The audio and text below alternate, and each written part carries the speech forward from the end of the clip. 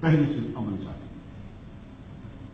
5-6 سال پہلے غالباً میں بنو میں تھا، رات کو میں سویا ہوا تھا تو میں خواب دیکھ رہا ہوں کہ حضرت آدم علیہ السلام سے فون پہ بات کر رہا ہوں،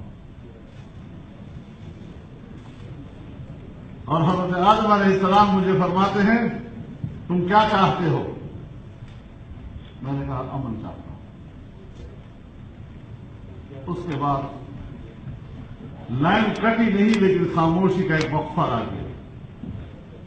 میں سوچتا ہوں کہ میں کچھ کہوں تو بے ادبی ہے، خاموش مسلسل رہوں تو لائن کٹ جائے گی، تو میں نے سلام کیا، فرمایا انتظار نہیں کر سکتے؟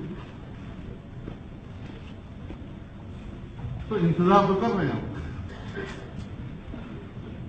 ابا نے کہہ دیا انتظار کرو،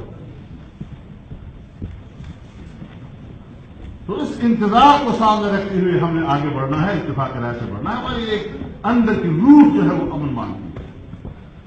اسی لیے جب ریاست نے امن کے قیام کے لیے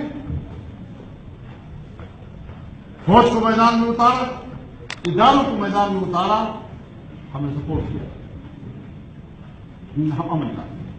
حکمت عملی میں اس طرح سے رائے ہو سکتا ہے، لیکن ریاست مقدم ہے، جب اس نے فیصلہ کیا ہم نے پہلے کیا۔